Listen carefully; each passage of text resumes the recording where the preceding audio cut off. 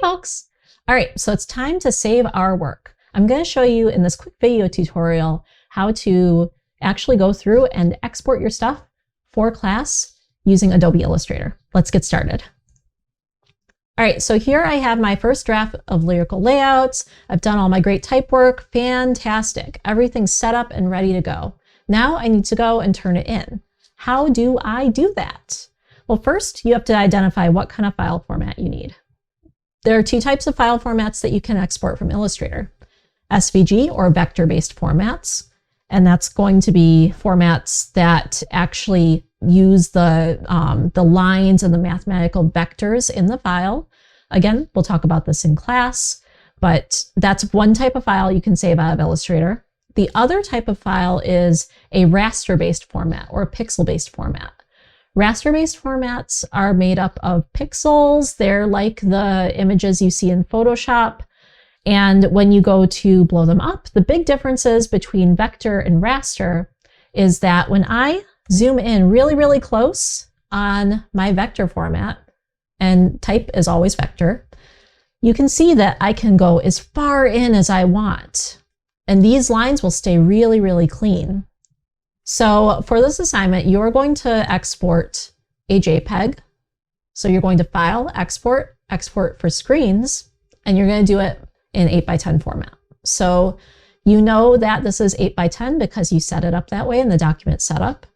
If you need to change that, you can go to File and Document Setup and just verify that. So if you go to Artboards here, you can see that you've got an 8" by 10" width. All right, let's head back to Export, Export for Screens. Here you can see where it is exporting to. Click the folder if you need to change it. Right now it's going to my CM501 folder and I am happy with that. The next most important thing is to look at the formats. So here we have scale 1x and then our format is PNG. We don't want PNG, we want JPEG.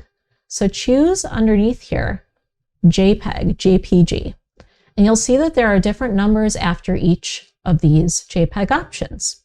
You want the highest number, 100.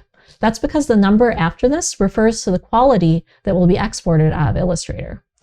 And this is to help control your file size, which is great for web, but in this case, this is print, so you want it at full 100% quality. And here, why don't we just do resolution underneath that and see how it says 72 ppi? We want this to be 300. Why is that? In print design, we always use 300 dpi or ppi, pixels per inch, dots per inch, because that's what the printer prints at. That's the resolution a printer actually spits its ink out at. So if you use a 72 dpi or ppi resolution, that's what a screen uses. In fact, my laptop screen uses 150 because it is 2 times the resolution. So that's something to keep in mind too. Not all screens are the same resolution these days. But the basic two numbers you'll need here are 72 and 300. For this assignment and for all other print assignments in this course, you are going to do 300 ppi and JPEG 100. From there, just click Export Artboard. We're going to talk more about artboards next class. For right now, you're only going to have one artboard.